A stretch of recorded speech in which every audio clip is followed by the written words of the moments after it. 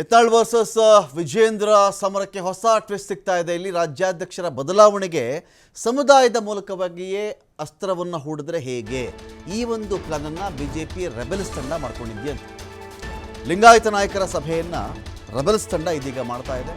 ಅಂದರೆ ಒಂದು ಜಾತಿ ಸಮುದಾಯ ಇದರ ಮೂಲಕವಾಗಿಯೂ ಕೂಡ ವಿಜೇಂದ್ರ ಅವರ ಮೇಲೆ ಅಸ್ತ್ರವನ್ನು ಪ್ರಯೋಗಿಸಬಹುದಾ ನಾವು ಅಂತ.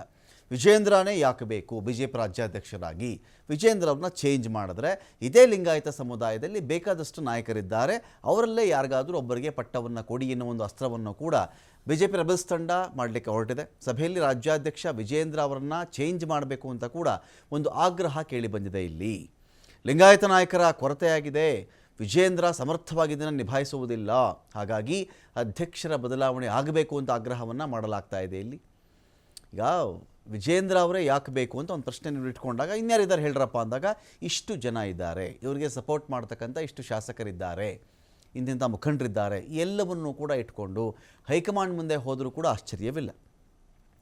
ವಿಜೇಂದ್ರ ಅವರು ಸಮರ್ಥವಾಗಿ ಪಕ್ಷವನ್ನು ನಿಭಾಯಿಸ್ತಾ ಇಲ್ಲ, ಹಾಗಾಗಿ ಅಧ್ಯಕ್ಷರ ಬದಲಾವಣೆ ಆಗಬೇಕು ಅಂತ ಆಗ್ರಹ ಕೇಳಿ ಬಂದಿದೆ.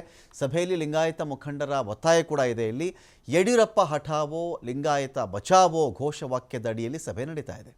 ಮನೆ ಮನೆಗೆ ಹೋಗಿ ಯಡಿಯೂರಪ್ಪ ಹಠಾವೋ ಜಾಗೃತಿ ಮಾಡಬೇಕು ಅಂತ ಕೂಡ ತೀರ್ಮಾನವನ್ನು ಮಾಡಿದ್ದಾರಂತೆ. ಯಡಿಯೂರಪ್ಪನವರ ಕೈನಲ್ಲಿಯೇ ಅಥವಾ ಅವರ ಮಗನ ಕೈನಲ್ಲಿಯೇ ಬಿಜೆಪಿ ಪಕ್ಷ ಯಾಕಿರಬೇಕು?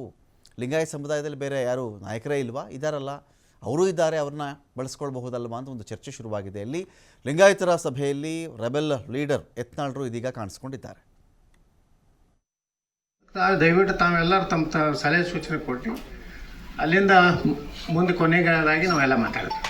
ಇವತ್ತು ರಾಜ್ಯದಲ್ಲಿ ನಮ್ಮ ಪಕ್ಷವನ್ನು ಬೆಳೆಸಲಿಕ್ಕೆ ವೀರಶೈವ ಲಿಂಗಾಯತರ ಮತ ಕ್ರೋಢೀಕರಣ ಮಾಡಲಿಕ್ಕೆ ಯಾವ ರೀತಿಯ ನಾಯಕತ್ವ ಬೇಕು ಅನ್ನೋಂಥದ್ದು ಚರ್ಚೆಗೆ ನಾವು ಇವತ್ತು ಕೂಡಿದ್ದೀವಿ.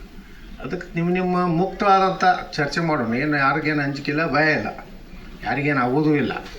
ಅದಕ್ಕೆ ದಯವಿಟ್ಟು ತಾವೆಲ್ಲರೂ ತಮ್ಮ ಸಲಹೆ ಸೂಚನೆ ಕೊಟ್ಟು ಅಲ್ಲಿಂದ ಮುಂದೆ ಕೊನೆಗಾದಾಗಿ ನಾವೆಲ್ಲ ಮಾತಾಡ್ತೀವಿ. ಇವತ್ತು ರಾಜ್ಯದಲ್ಲಿ ನಮ್ಮ ಪಕ್ಷವನ್ನು ಬೆಳೆಸಲಿಕ್ಕೆ ವೀರಶೈವ ಲಿಂಗಾಯತರ ಮತ ಕ್ರೋಢೀಕರಣ ಮಾಡಲಿಕ್ಕೆ ಯಾವ ರೀತಿಯ ನಾಯಕತ್ವ ಬೇಕು ಅನ್ನೋಂಥದ್ದು ಚರ್ಚೆಗೆ ನಾವು ಇವತ್ತು ಕೂಡಿದ್ದೀವಿ. ಅದಕ್ಕೆ ನಿಮ್ಮ ಮುಕ್ತವಾದಂಥ ಚರ್ಚೆ ಮಾಡೋಣ. ಏನು ಯಾರಿಗೇನು ಅಂಜಿಕಿಲ್ಲ, ಭಯ ಇಲ್ಲ, ಯಾರಿಗೇನು ಆಗೋದೂ ಇಲ್ಲ.